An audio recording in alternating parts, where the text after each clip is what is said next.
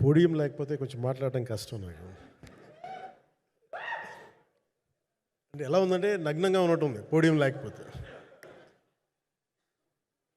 కొంచెం అందరూ మీరు దయచేసి వస్తే let me have an interaction. అంటే నా జీవితంలో మొట్టమొదటిసారిగా అంటే ఎప్పుడు చేశాను ఇంత, నాకు పొలిటికల్ ఇంటరాక్షన్ చేశాను కానీ మీడియా మిత్రులతోటి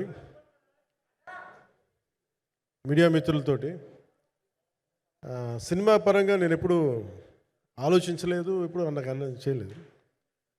ఫస్ట్ టైం మొదటిసారి నేను ఎప్పుడు కొంచెం మొహమాట పడతాను మాట్లాడడానికి సినిమాకి సంబంధించినంత వరకు. ఇక్కడ సినిమాని ఎలా ప్రమోట్ చేసుకోవాలో నాకు తెలియదు.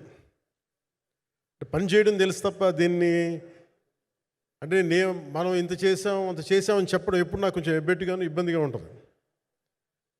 ఇంకా నేను చాలా యాక్సిడెంటల్ యాక్టర్ అండ్ ఇంకా గత్యంతరం లేక టెక్నీషియన్ అయిన వాడిని. నాకు నచ్చే సన్నివేశాలు, నచ్చే సినిమాలు చేసుకోవడానికి ఆ పరిస్థితుల్లో ఇది నా మొదటి ఇంటరాక్షన్. ఇది నా పర్లేదు కూర్చోండి పర్లేదు. రథం గారు వస్తారు అంటే ఇదంతా చేయడానికి, మీడియా మాట్లాడడానికి ఇదేదో నాకు పొగరు అహంకారం ఏం కాదు. సినిమా గురించి నాకు చెప్పుకోవడం ఎబ్బెట్టుకోవడం, ఏం మాట్లాడాలో తెలియక చెప్తే ఎక్కువైపోద్దా చెప్తే తక్కువ అయిపోద్దా అని. కానీ ఈ పర్టికులర్ ప్రెస్ మీట్ ఎందుకు పెట్టానంటే రత్నం గారి కోసం పెట్టాను. అంటే సినిమా బతకాలి అంటే ఈవినింగ్ ఆడియో ఫంక్షన్ పెట్టుకొని మళ్ళీ ప్రెస్ మీట్ దేనికంటే మళ్ళీ నాకు మీతో ఇంటరాక్ట్ అయ్యే అవసరం ఫంక్షన్ తర్వాత ఉండకపోవచ్చేమో అని చెప్పేసి అదొకటి మేజర్ ఒక ఇది కన్సర్న్. అదొకటి అంటే రత్నం గారు అంటే ఈవినింగ్ చెప్దాం అనుకున్నా, బట్ స్టిల్ ఇప్పుడే చెప్పేస్తున్నాను ఈ మాట. త్రివిక్రమ్ గారు రాసిన ఒక డైలాగు అజ్ఞాతవాసిలో, ఒక చిన్నపాటి సౌకర్యం కోసం, ఇక్కడ మీరు కూర్చున్న ఒక చిన్నపాటి కుర్చీ కోసం ఒక యుద్ధమే చేయాల్సి వస్తుంది. అలాంటిది ఒక సినిమాని చేయడం అంటే ఎన్నిసార్లు మినీ యుద్ధాలు చేయాలి, ఆర్థికంగా కావచ్చు, క్రియేటివ్గా కావచ్చు, వీటన్నిటికీ సంబంధించి. అలాంటిది నేను ఎప్పుడు కూడా సినిమాల్లోకి రాకముందు రత్నం గారు లాంటి వ్యక్తి నా ప్రొడ్యూసర్ అయితే బాగుండు అనుకున్నాను. భారతదేశానికి పాన్ ఇండియా సినిమాని, ముఖ్యంగా రీజనల్ సినిమాని జాతీయ స్థాయిలో తీసుకెళ్ళిన వ్యక్తి ఆయన. తమిళ సినిమాని చాలా ఛాలెంజింగ్ తెలుగులో డబ్ చేసి దాన్ని స్ట్రైట్ సినిమాలతో సమానంగా ఆడేంత సత్తా చూపించిన వ్యక్తి. Film industry creative ability, creative potentiality పెంచిన వ్యక్తి. ఈ సినిమా చాలా ఒడిదుడుకులు ఎదుర్కొంది, 2 కరోనా పరిస్థితులను ఎదుర్కొంది. అన్నిటికీ మధ్యలో సినిమా మన క్రియేటివ్గా కొంత ఇబ్బంది ఎదుర్కొంది. అల్టిమేట్ ఆబ్జెక్టివ్ సినిమా బాగా రావాలని, నేను ఎప్పుడేం చేసినా సినిమా బాగా రావాలనుకుంటాను. ఈ సినిమాకి ప్రత్యేకించి ఆయన తపన చూసి నేను ముఖ్యంగా పాలిటిక్స్కి వెళ్ళిపోయిన తర్వాత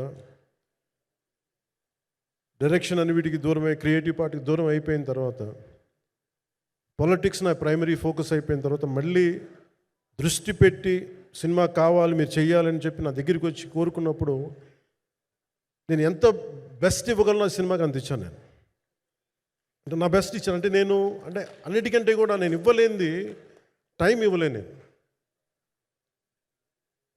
నేను. కానీ అలాంటి పరిస్థితుల్లో ఒక క్లైమాక్స్కి దాదాపు 57 రోజులు షూట్ చేయాల్సి వచ్చింది. మండు టెండ బాగా, ఇట్స్ కైండ్ ఆఫ్ ఒక మిడ్ మే అంటే చాలా పిచ్చి ఎండ అన్నమాట. అలాంటి ఎండల్లో చాలా కాలం తర్వాత